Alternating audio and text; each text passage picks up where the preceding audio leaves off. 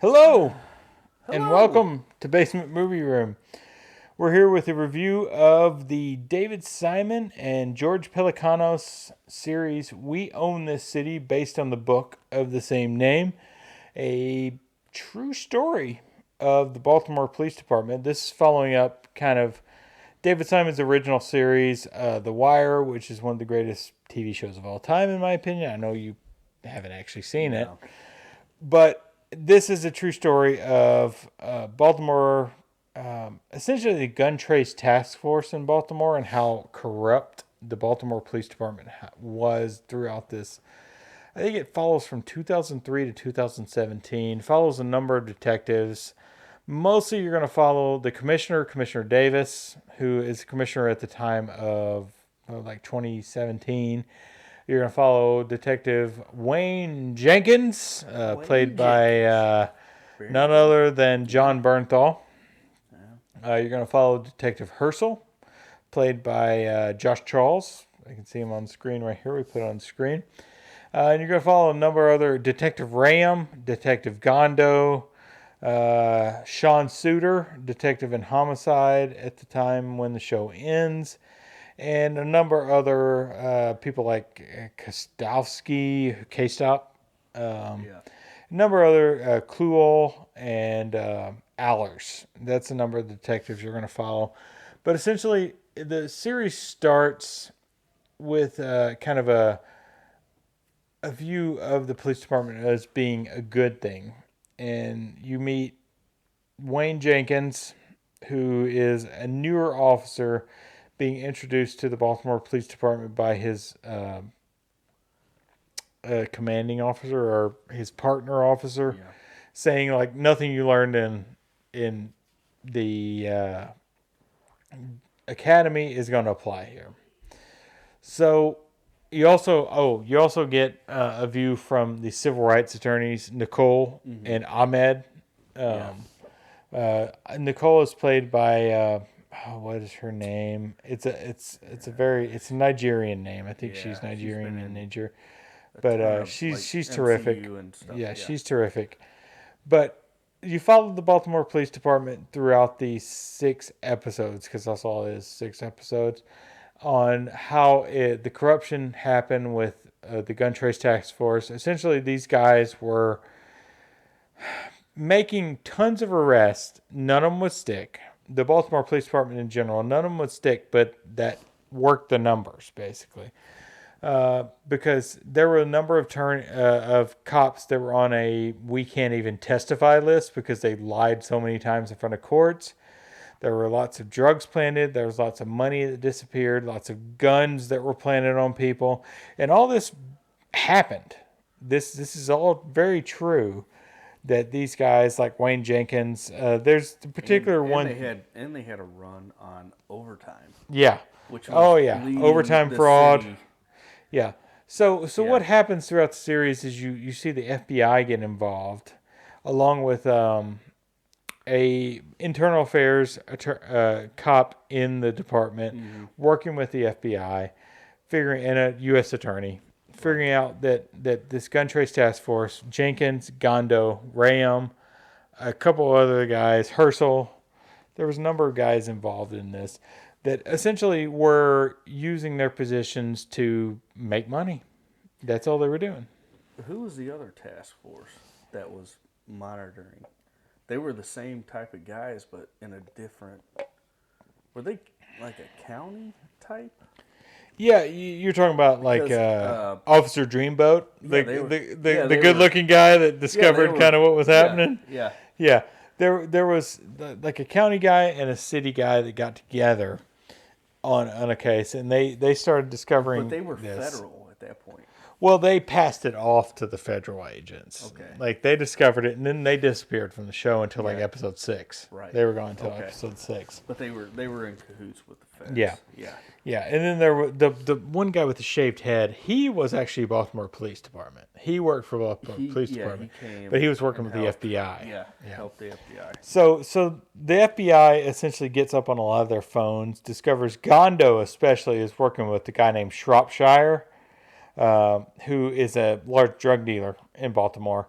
and it's kind of using him to get leads to bust other drug dealers, along with taking money from them, and just lots of things. You see the two, Ram and Gondo, and another one of the gun trace task force rob a drug dealer, Yeah. like in mask, rob a drug dealer, and Jenkins is in the meantime the lead of the gun trace task force, who's also like, you see him multiple times in the series finding like $100,000 and stuffing $50,000 in his vest And then, to keep, yeah. and then And then- turning in like $5,000 of it, Right. you know. And of course, drug dealers aren't going to say anything. We didn't have $100,000. We had $5,000, Cash. you know. How do you trace Yeah, it? and you also get that Wayne Jenkins is also passing drugs off to his bail bondsman buddy, who also get that guy. That guy's the worst actor in the show. I mean, I thought it was God. terrible. Yeah. Yeah. Yeah, but when that guy gets busted, it's so funny because he's like, Eh, "Oh, you got what do you me. want?" Oh, you also missed the 2 kilos of cocaine Yeah. behind the radiator, Yeah, by the way." yeah. It's just like totally turns on Jenkins. And that's the thing. In the first episode, you see that Jenkins is arrested by the Yeah. feds. And it's like, you see that he's like, no, nobody's talking, everybody. But every other one of his team is like just laying it all out there. They all. Yeah, laying it out. Gondo and Ram especially, they follow. They're like, yeah, we did this. Yeah. Yeah, we did this. And they basically rat each other out. Yeah, and Jenkins doesn't talk. And it shows a little progression of that throughout Yeah. the show. That they start to, some of them are getting a little piece, some aren't, and they're starting to not trust each other. Yeah, And it really comes at Yeah, the they- play they- with the feds. they all know that questioning. Jenkins is Yeah. taking more money than them. Yeah. And Gondo's just sitting there like, oh, you talking about this? You talking about this? Oh, you talking about Shropshire? He calls him something else. He calls him like Walla or something like that. I can't remember the name he calls him. Wayne Jenkins. But yeah, so Jenkins is sitting there thinking nobody's talking, and everybody's talking. So I mean, overall, the show is a great kind of like investigation into why people think all cops are bastards. you Yeah. know, and like you get the Freddie Gray situation in there as well, Yeah. like how that They went bring that up down. a lot, Yeah, yeah. that's within the time frame of the show. But Jenkins, he came in to this show, pretty clean Yeah, and a good cop, and then you just see the progression. yeah, Or that's the digression. That's the thing. Like Bald Move him. was watching the show, and I listened to their podcast, and they're like, "Yeah, Jenkins, maybe he's a good cop." And like by the second episode, it's like, "No, he's not." Because there's that one scene where, and they didn't reveal it until the very end. They make a bust, and he looks in this closet, Yeah, and they never show what he saw because he was like, yeah. he looks over at the other guy. Close the door. The guy's like, yeah. They never revealed what that was until the last episode. Yeah, it's a lot of money. And and that's pretty much like what kind of got him on Yeah, this whole train yeah. He's of yeah. corruption. But he really thought that nobody was gonna like Yeah. turn on him, but everybody did. So you don't just follow He the became cops. a really good liar Yeah. in his own You also follow a guy named Sean Suter, who's in homicide. He used to work in the gun trace task force, Oh yeah. and he's kind of outside of it. He's solving some homicides, including this one that they thought was unsolvable. Yeah. He solves it. Yeah, very But- good at his job. But he, somewhat was involved, and you see like the guilt that this kind of stuff's caused with him. And ultimately, Sean Suter, and spoiler if you haven't seen the show, Sean Suter ends up dying in the line of duty, and it's not real clear because he was supposed to go in and talk to the U.S. attorney. It's not real clear if he killed himself or if he was actually killed by somebody. But if you I looked into it more, and the thing is, he was shot with his own service revolver, and I think Simon in this show is saying that he killed himself, He said him, yeah.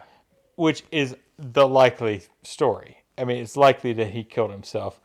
But there's been some kind of thing with the department saying that accepting that he killed himself, although knowing that they can't say that because then his family would get none of his benefits out of that. So they've classified it as a homicide, unsolved homicide, for years at this point. And apparently, like the lawyer for Sean Suiter's family and everything, like got really pissed off at this show, saying that they're making it look like he killed himself and he definitely didn't kill himself and things like that. Yeah. But I mean, the show makes it pretty clear that he killed himself because of this investigation, because he did probably do bad things. Although in the show, it makes him seem pretty clean. Yeah, it kind of puts him on. And Sean Suiter's played by the guy who played Marlo Stanfield in The Wire, which you've never seen The Wire, but he's a fantastic actor. Yeah. But yeah, so the show just kind of shows the impact that these cops had on a lot of citizens in Baltimore. There's like stats from Baltimore that like 90% of these arrests that these guys did went in and was dismissed the same night, just signed off on a waiver, and you see that. And the commissioner's sitting there like, oh, we need to sign this consent decree from the federal civil rights attorneys. And the mayor's like, no, we can't take money to do this for my babies. For my babies. Yeah. Oh, she's the worst. That was a bad actress. Yeah. Too. But the mayor there got tax fraud a couple years after that. And so did the one of the guy that they brought in to be the commissioner after they tax fraud as well. He got fired. Like Davis got railroaded. Oh. Yeah, Davis was really trying to do the right thing. So it wasn't just the cops; it was all the way up the chain. Yeah, it was just terrible. That whole city government was corrupt, which I like to see that. They're not just picking on the cops and all that, but it's also the chain of command. It's so much. It's everybody all the way up to the mayor. Yeah. Davis, I feel, comes out as the cleanest because Commissioner Davis actually was trying to do something, but he knew he was going to be fired. I'm going to get fired. He's like, I'm going to get fired. No matter what I do. Yeah, that guy was also in The Wire. He played McNulty and Bunk's homicide chief he's been in that. A ton of stuff. Yeah, that guy's he's real good. He's been around forever. So the ultimate outcome of We Own This City is like nothing's changed ultimately in Baltimore. Baltimore still got a huge crime rate, much like the city we live in, St. Louis and Memphis and places like that. They're all absolutely terrible. And they just don't do anything about it. There's no good answer right now. I mean, there probably is an answer, but they're not trying. Drug trade wins. Yeah. The war. Oh, the one... the old prosecutor, Trent, civil rights guy. No, it's not even a civil rights guy. He's a former cop. Treat Williams. You're talking about the guy at the academy, Treat Williams, played by Treat Williams. The one that talks to the civil rights lawyer. Gosh, he's a recognizable actor. He's like, I've been here. I've been in your position. I've gotten nowhere. This war on drugs. No, you're talking about Treat Williams. He's a former cop. He was the cop. Yeah, he was a former cop. He's in the police academy. Treat Williams. Yeah. Okay. Yeah. The substitute. He just talks about how. The war on drugs is not a war. Okay, I don't get political, but the war on drugs is bullshit. Yeah. Like Nancy Reagan and Ronald Reagan started that. Yeah. And it's only made this country worse. And I am here to say the war on drugs is bullshit. Yeah. And the Bald Move guys talked about this too. Agreed. Like we need to end the war on drugs. Yeah. Like prosecuting people for marijuana crimes in this day and age is ridiculous. Yeah. It's a harmless drug at this point. It's like alcohol. Like I'm not going to drive home tonight. I'm going to call an Uber and drive home. If I was smoking marijuana, which I never have, and I'm not going to. You never inhaled. I never inhaled. But I wouldn't drive either. Yeah. It's like, it's no worse than alcohol. Now there's drugs like heroin and things, cocaine and meth that are much worse for you. Sure, they need regulation, but to criminalize like possession of these drugs is ridiculous. And that's what Treat Williams is saying in the show. Yeah. It's absolutely like possession of those drugs is like what's the deal? Why are you punishing somebody for possession when probably you should just get them help because maybe they're addicted to it? Marijuana, not so much. It's not really that big a deal anymore. The country has gone better at that point. But the one thing I did enjoy in the show is the fact that the civil rights attorneys are like, oh, after the 2016 election, it's like, oh, we're screwed. We're done. When Trump gets elected, like, screwed. Jeff Sessions is a son of a bitch, you know? It's like, Yeah, they got a little. they're like, political. we can't do anything. And which it should be political. I mean, show.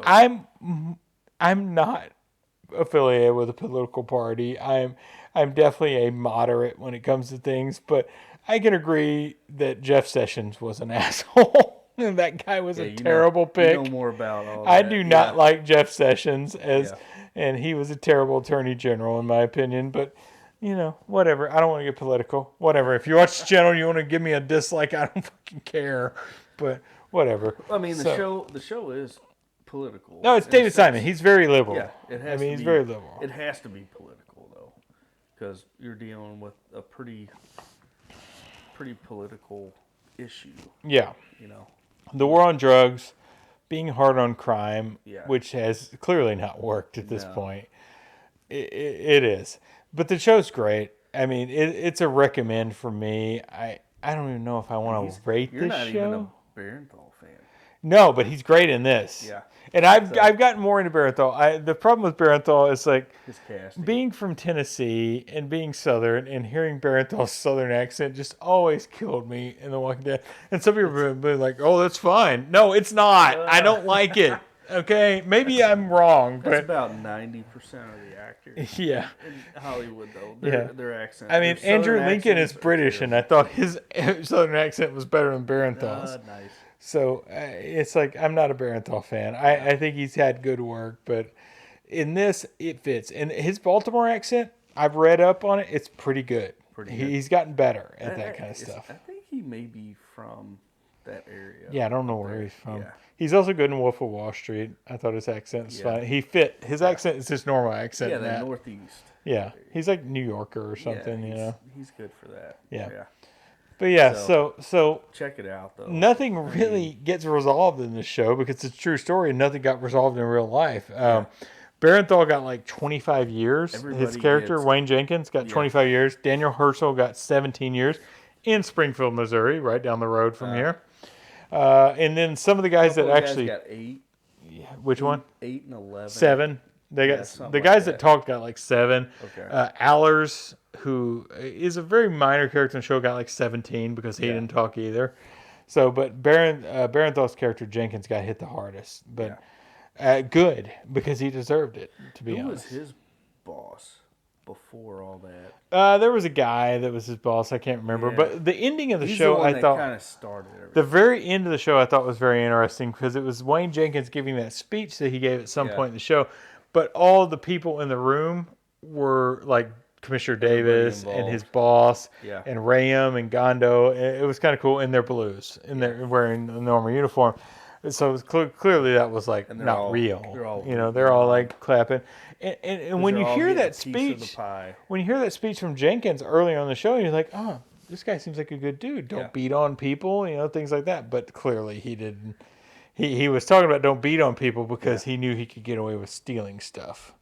So, all right. So that's We Own the City. I don't know that I need to rank this show. I don't know that I need to give this a rating. I mean, I could give it a rating. I guess I'll rate it. I mean, I'll give it a. We might as well. I'll give it a 4 or 5. It's a great show. It's not The Wire. The Wire is a 5-star show, but this is a 4 or 5 for me. Yeah, I would go 4 or 5 as well. Yeah, it's excellent. Because it's really excellent. I wanted more of it.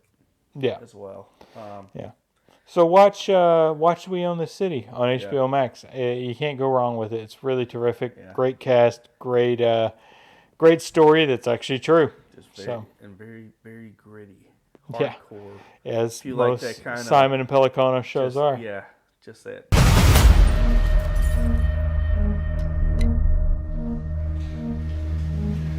I'm not a dirty cop. Mr. the Madness, I'm living.